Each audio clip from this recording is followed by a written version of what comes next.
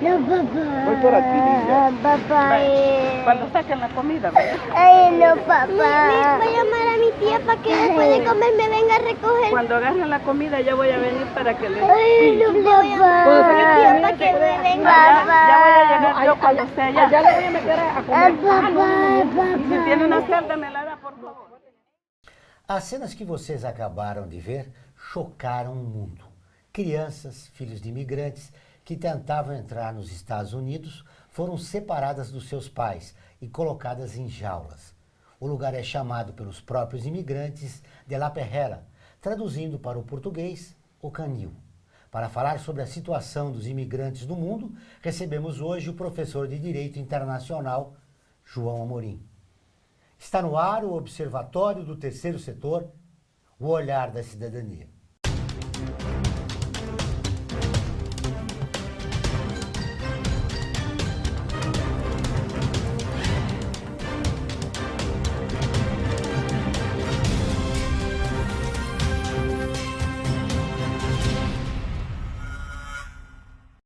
O Observatório do Terceiro Setor mostra pessoas que trabalham para a melhoria da sociedade, além de divulgar e interagir de forma comprometida com as organizações de interesse social. João Amorim é coordenador da Cátedra Sérgio Vieira de Mello do Alto Comissariado das Nações Unidas para Refugiados, na Universidade Federal de São Paulo, a Unifesp. João, seja bem-vindo novamente. Muito obrigado, Joel. É um prazer estar aqui. O que está acontecendo com o mundo? A democracia ocidental está em perigo? Olha, Joel, a democracia ocidental está em perigo a partir do momento em que a representatividade e a legitimidade dos processos eleitorais vem dando espaço aos interesses de mercado, exclusivamente aos interesses de mercado.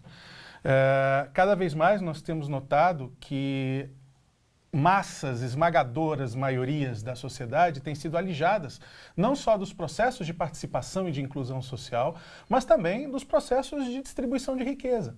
Nós temos hoje, cada vez mais, um percentual ínfimo da população, não só aqui no Brasil, mas da população mundial, concentrando um volume elevadíssimo de riqueza e bilhões de pessoas relegadas à miséria. Essa conta não fecha nem nunca vai fechar. E os sistemas políticos que há muitas décadas vêm sendo retroalimentados exclusivamente pelos interesses econômicos e pelo dinheiro do mercado, praticamente, como no caso do Brasil, se convertendo os parlamentos e os governos em prostíbulos, onde o cliente que pagar mais tem o prazer que desejar, né? Basta nós vermos a atual legislatura no Congresso Nacional. Então, eu acredito que a gente tenha, juntamente com essa crise da democracia, uma crise de legitimidade. Você tem os principais chefes de governo, chefes de Estado, que hoje ocupam as manchetes sempre, ou quase sempre, em situações absolutamente vergonhosas, como o presidente dos Estados Unidos, como o atual governo na Itália, como os governos do leste europeu, como o governo argentino, como o próprio governo atual no Brasil, que são governos que foram eleitos com maiorias minúsculas. Você tem aí presidentes e chefes de Estado eleitos com 23%, 30% de votos válidos, né? Ou seja, 70%, a grande maioria da população ficou alijada desse processo, seja por uma questão econômica, seja por uma questão social, seja por uma questão de comando. Não é estranho que os Estados Unidos, nessa situação, ocupe uma posição de relevo? Não, estranho não é, até porque nós temos aí os Estados Unidos como principal comandante de um projeto neoliberal e de um projeto de tomada de poder e de dominação imperialista já há pelo menos 4 décadas, né? Subsidiado e auxiliado em boa parte pelas principais potências europeias, mas é inegável que os Estados Unidos, sobretudo na América Latina, têm um protagonismo imperialista nefasto. Como é que nós mudamos essa situação? Porque, como você disse, há 4 décadas, né, que os Estados Unidos, ou depois mais, da queda do Muro de Berlim, sim, né, que começou uma nova onda neoliberal no mundo, mas ele era um defensor da democracia ocidental, pelo menos era o símbolo. Né? Na verdade, há uma confusão gerada pelo neoliberalismo. você tinha uma defesa da democracia enquanto esse rótulo democracia estava por sobre ações políticas de meu interesse. Veja, os Estados Unidos nunca foram defensores e promotores da democracia, até porque o sistema eleitoral deles é baseado, na ponta final, numa eleição indireta, numa escolha indireta. E, em segundo lugar, sobretudo falando em termos de América Latina, mas não só em América Latina, mas falando também em África, em sul da Ásia, em todas as regiões que passaram por processos de descolonização após a Segunda Guerra Mundial, os Estados Unidos estão profundamente envolvidos na construção de golpes de Estado, instalações de ditaduras militares, tortura, desaparecimentos forçados e os mais variados crimes contra a humanidade. Veja o exemplo do Brasil. O golpe militar de 64, a ditadura de 64, foi instalada por ordem direta do Departamento de Estado dos Estados Unidos da América. Então não há defesa de democracia. Conforme os documentos... Os documentos agora da CIA, revelados sim, exatamente, agora. pelo Matias Spector, que é o meu amigo Matias Spector. Nesse ambiente, como ficam os países latino-americanos? Olha, os países latino-americanos, eles têm, na minha visão, que continuar com a sua luta anti-imperialista que vem desde a época do combate ao colonialismo. Né? Eu acho que a América Latina tem uma matriz e uma variedade culturais, uma autenticidade cultural que vem sendo sistematicamente atacada e esvaziada por essa avalanche de imposição cultural. Veja, Joel, o nosso idioma, que é a língua portuguesa, e o espanhol, que é falado no resto da América Latina, são dois dos idiomas mais bonitos e mais completos do mundo. E mesmo assim, nós temos aqui no Brasil um fenômeno que é essa anglicanização do idioma. Não se fala mais notícia falsa. Se fala fake news, do topo do Estado até o mais reles cidadão. Não se fala mais em assédio, se fala em bullying. Ou seja, você tem um processo constante de aculturação, que é uma das coisas que facilita a dominação imperialista. Né? Você tem gerações de jovens e adolescentes que sabem recitar todos os heróis da Marvel, mas nenhum deles conhece um único herói revolucionário latino-americano. Né? Então você tem o caminho da América Latina passa pela contínua valorização dos valores culturais latino-americanos e, sobretudo, pela promoção da educação revolucionária, da educação libertária, que sempre foi um marco latino-americano. Você sabe que essa é uma das preocupações do Observatório do Terceiro Setor, é de mostrar personagens que não estão nos livros oficiais, mas que foram importantes para a nossa independência.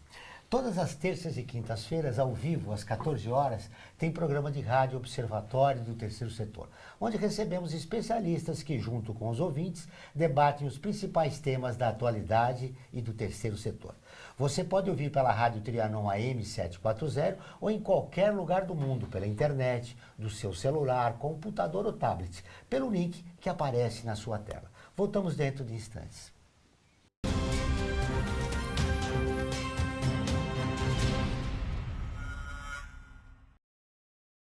A vida nos traz muitas conquistas, mostrando que todo conhecimento e esforço compensaram em cada detalhe, cada emoção.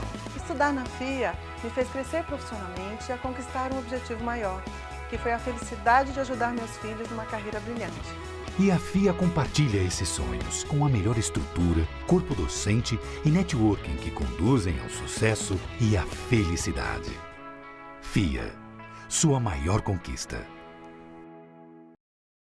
Olá, eu sou Laura Gelbert, da ONU News. Notícias das Nações Unidas e do mundo você acompanha na página e nos programas do Observatório do Terceiro Setor, parceiro da ONU News. E para acompanhar diretamente a ONU News em português, acesse nossa página e redes sociais. Até lá!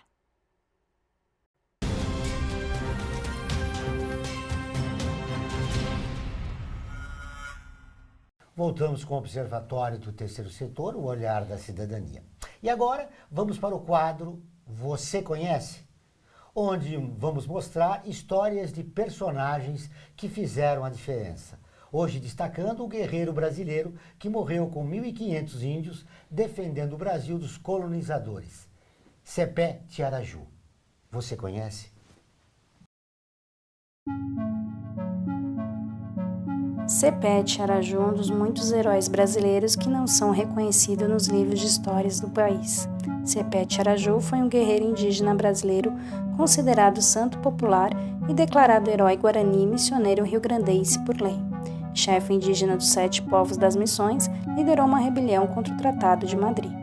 Sepé foi criado como líder e treinado pelos guerreiros guaranis. Entretanto, as missões jesuíticas, que incluíam a região de São Gabriel, no Rio Grande do Sul, onde vivia Sepé, introduziram novas culturas de forma abrupta às comunidades indígenas e gerou insatisfação das aldeias. As missões encarregavam de implementar nas aldeias guaranis casas coletivas, centros administrativos hispânicos, expulsão de pajés, que eram substituídos por líderes jesuítas, e o estudo religioso como fim de conversão. Além disso, alteravam a divisão das propriedades e dos trabalhos entre os indígenas. Em 1750, foi estabelecido o Tratado de Madrid entre portugueses e espanhóis.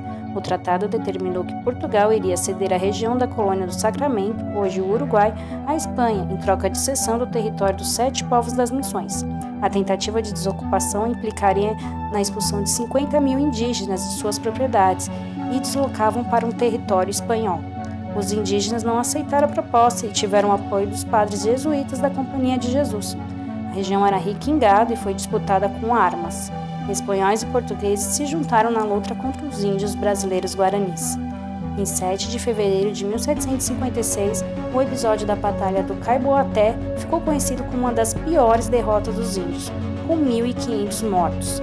Entre os mortos estava Sepete Araju. Nessa batalha, Sepé disse uma frase que é hoje reconhecida historicamente e atribuída à sua figura: "Essa terra tem dono". A história de Sepete Araju tornou-se tema literário. Entre as obras do tipo, é considerada a mais importante o Romance dos 7 Povos das Missões, de 1975, que retrata a vida do guerreiro indígena brasileiro. Incrível, né, que heróis brasileiros como o Sepé não são conhecidos. Não são conhecidos, não são ensinados na escola. Isso acontece com vários dos grandes nomes da história brasileira, dos grandes revolucionários que esse país já teve, muito antes da independência, muito antes da pseudo-independência que nós tivemos. Isso acontece em vários países latino-americanos também, né? E é incrível como isso é sistematicamente negado às nossas crianças, né, aos nossos jovens. E a importância dos índios, né, que estão em processo de extinção na nossa sociedade. Sim, e inclusive Sepete Araju, um índio guarani, num momento, um tema atualíssimo, onde hoje você tem no Mato Grosso, né, uma ação genocida proporcionada contra os Guarani Kaiowá, de expulsar a mesma história de sempre, a expulsão da terra, a grilagem da terra, o extermínio cultural, o extermínio das comunidades indígenas, não só dos Guarani Kaiowá, mas de uma série de nações indígenas, o que é vergonhoso para o nosso país. João, diante dessa situação, aliás, essa pergunta eu te fiz também no primeiro bloco, como a sociedade civil pode reagir a isso? Olha, Joel, de várias formas, mas eu acredito que nós já ultrapassamos o ponto de ações individuais ou ações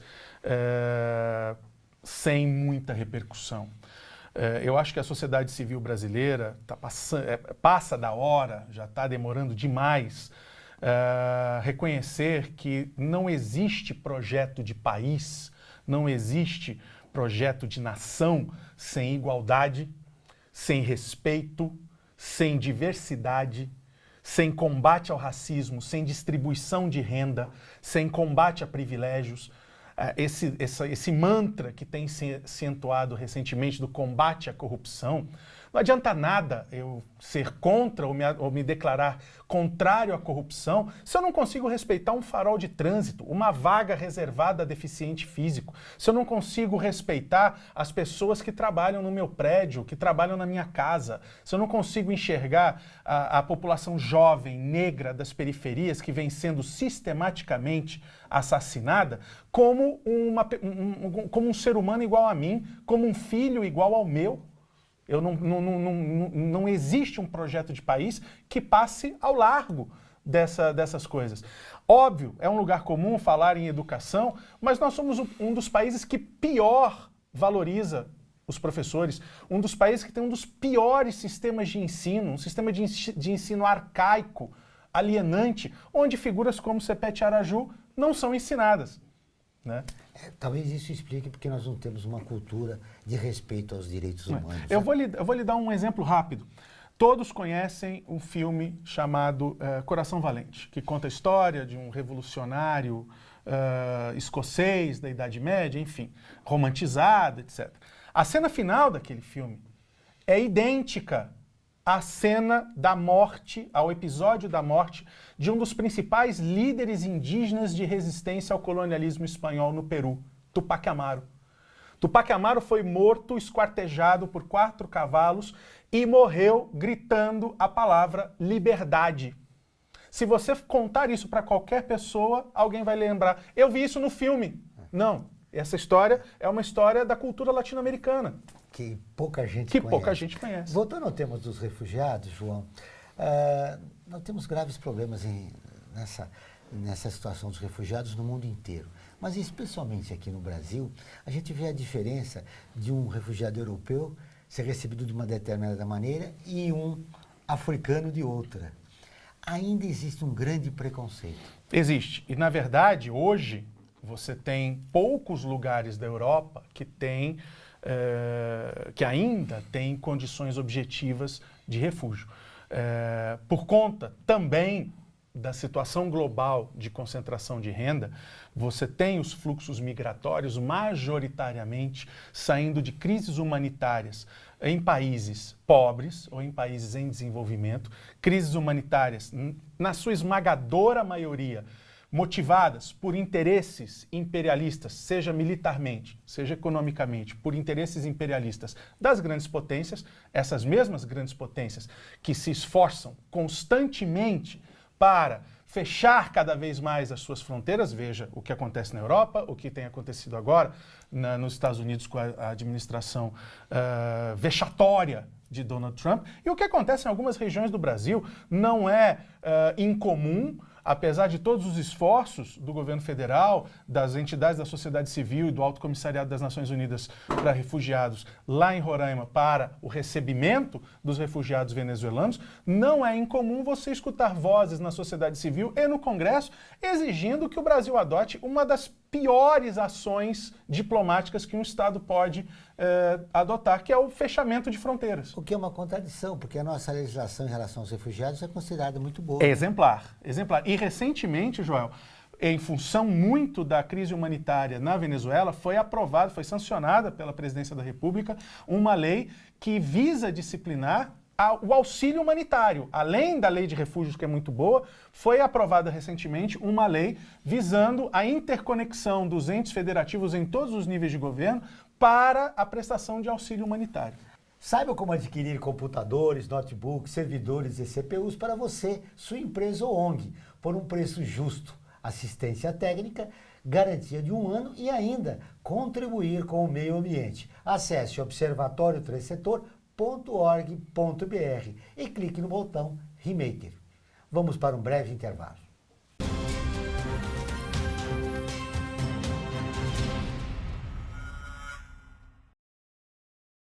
A FUNASP colabora com a USP nas relações entre fundações por meio de fóruns, simpósios, seminários, pesquisas e intercâmbio de informações, além do seu investimento na área social.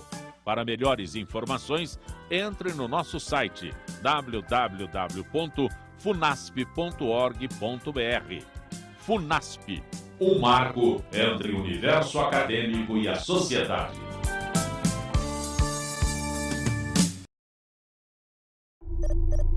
Internacionalizar a economia afeta o seu emprego? Para onde vai o Brasil? Ter opinião sem análise é só repetição. Repetição, repetição, repetição, repetição, repetição, repetição, repetição, repetição. Informação é importante. Análise é fundamental. Le Monde Diplomatique Brasil. Independente e crítico.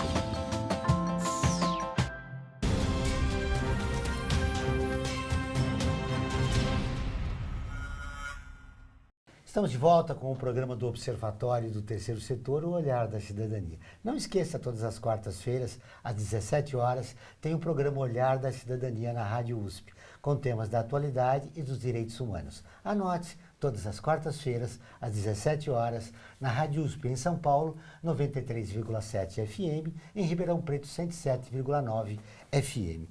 João, nesse último bloco, vamos para as atualidades. Vamos lá.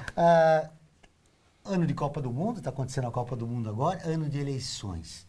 Como mobilizar a sociedade civil na defesa da democracia brasileira? Olha, em primeiro lugar, não deixando que a manipulação midiática se instale e continue comandando corações e mentes aleatoriamente. Eu acho que nós demos importantes passos na recuperação da nossa cidadania democrática eleitoral, mas nós ainda temos um longo caminho. Eu acho que a sociedade brasileira tem que ficar alerta contra os surfistas de sempre, aqueles que só aparecem em momentos de comoção social, né? Aquelas famosas carpideiras de velório, nas crises, você vê. E também nas crises, você sabendo prestar atenção, você começa a olhar qual é a real faceta. Veja, nós tivemos recentemente a greve dos caminhoneiros, nós tivemos e ainda estamos sob intervenção militar no estado do Rio de Janeiro, nós tivemos... sem resultados expressivos. Sem resultados específicos, a não ser liberações monstruosas de verbas e destinação e realocação de recursos que antes iam para a saúde e para a educação e agora vão exclusivamente para a segurança pública, mas sem a intervenção do Rio de Janeiro ainda não mostrou a que veio, né? Você tem crises ambientais, entrega de patrimônio ambiental, entrega de recursos naturais acontecendo a céu aberto e você não vê ninguém da suposta bancada da bala que durante anos, de 4 em 4 anos, estufa o peito como pombas rolas, arrulhando no cio para criticar da violência, você não ouve ninguém comentando a questão da violência atualmente. Você tem candidatos e parlamentares que sempre conduziram, ou pelo menos de 4 em 4 anos nas eleições, sempre conduziram bandeiras da defesa do meio ambiente, que ficaram silentes em relação ao desastre em Mariana e a total e absoluta impunidade dos responsáveis até hoje, né? Você tem pessoas ligadas a determinados setores de trabalhadores que ficaram calados durante a greve dos caminhoneiros, que ficaram sem se manifestar com relação à alienação do pré-sal, à venda do pré-sal. João, há um outro aspecto importante, é que o eleitor brasileiro está refém de duas narrativas, da extrema esquerda e da extrema direita. Como furar esse bloqueio? Talvez a internet seja uma ferramenta importante para esse momento? Eu não acho que haja sequestro de temas em prol da extrema-direita nem da extrema-esquerda, até porque nenhum candidato de esquerda tem pregado a revolução armada, a luta armada, a deposição de governo. Ao contrário, a esquerda, apesar de poder sofrer determinadas críticas, a esquerda não vem construindo discursos relacionados à destruição de direitos, ao contrário, né? O que nós temos visto, e aí eu atribuo a uma imbecilização crescente de determinados setores da sociedade brasileira, você tem assistido um crescimento grande de uma certa falta de responsabilidade no apoio aos discursos, aí sim, da extrema-direita. Porque quando você defende racismo, quando você defende homofobia, quando você defende diminuição de direitos, quando você defende sucateamento de direitos que visam a promoção da igualdade, como direitos trabalhistas, por exemplo, quando você defende o homicídio, quando você defende o genocídio, como o que vem sendo praticado agora no estado do Rio de Janeiro, onde helicópteros dão voos rasantes nas comunidades, nas favelas, atirando, disparando metralhadoras a esmo, matando pessoas, matando crianças inocentes, eu acho que aí nós temos um avanço da extrema-direita, o que é uma característica global. Você tem vários países, inclusive países ditos avançados, evoluídos, mais democráticos até, que têm assistido ao avanço do fascismo, ao avanço do discurso da extrema-direita. E, junto com o avanço da extrema-direita, vem uma certa, e sempre veio, uma certa satanização da esquerda, né? Então, eu acho que não há um discurso de extrema esquerda, até porque nós não temos nenhuma corrente maoísta, nenhuma corrente leninista, não tem ninguém pregando a revolução, a luta armada e o paredão. Ao contrário, nós queremos a volta da democracia, nós queremos a volta da igualdade de direitos, nós queremos a promoção da criminalização da homofobia, nós queremos a continuidade da criminalização do racismo, nós queremos a distribuição de renda, a igualdade, o acesso à educação, à saúde. Como fazer isso utilizando essa ferramenta que é a internet? Olha, primeiro verificando as informações que chegam, né? Verificando as notícias falsas. Eu me nego a falar o termo em inglês, me nego a falar terminantemente. E segundo, utilizando não o que a internet tem de pior, porque o que a internet tem de pior é o seu uso como ferramenta para violação da privacidade alheia, para eu especular e escarafunchar a vida do outro, a intimidade do outro e pré-julgar o outro. Mas a internet tem um fator fantástico de promoção de democracia, que é, talvez hoje, o único acesso, o único veículo que garanta, quando bem utilizado, acesso democrático à informação em tempo real. Então, eu acho que nós temos que continuar apoiando instrumentos de mídia independente através da internet. Nós precisamos continuar utilizando a internet como ferramenta de verificação da verdade e não como difusor de pós-verdade. Eu acho que a internet é, sim, uma grande ferramenta de promoção da democracia, mas nós não podemos deixar que ela seja tomada, sequestrada, como foram os outros veículos de mídia. É nesse momento de inquietação que a população vive pela crise social, política e econômica. Para fechar nossa entrevista, o que você diria? Você é uma pessoa que tem esperança no nosso futuro? Você está muito otimista? Olha, otimista eu não estou, porque a situação inspira cuidados, né? Eu acho que nós estamos num momento extremamente delicado, onde, se a população brasileira continuar insistindo no seu torpor voluntário, na sua autoalienação e continuar acreditando nessa ilusão de que o simples fato de você ter acesso a uma linha de crédito no banco te torna rico, o que não é verdade, né?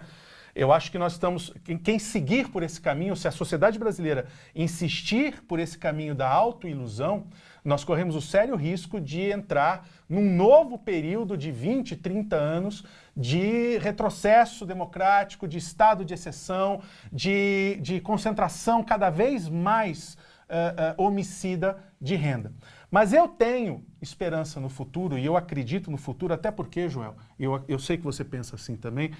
Se eu não tivesse esperança, eu não faria o que eu faço, eu não acreditaria na minha profissão de professor, eu não acreditaria na minha militância de direitos humanos. E eu acho que nós precisamos, cada vez mais, construir pontes e unir as pessoas, e não simplesmente classificá-las e separá-las e segregá-las. Muito bem, se você gostou da entrevista com o professor João Amorim, ele é colunista do Observatório do Terceiro Setor. Nesse mês ele escreveu um texto sobre direitos humanos. É só nos acompanhar, observatorioterceirsetor.org.br. O programa do Observatório do Terceiro Setor dessa semana fica por aqui. Mas para continuar nos acompanhando, acesse o nosso portal, observatorioterceirsetor.org.br. Lembrando que o Observatório é acessado em 173 países e atinge mais de 2 milhões de pessoas todos os meses. Nós voltaremos na próxima semana com o Observatório do Terceiro Setor, o olhar da cidadania. Até o próximo programa.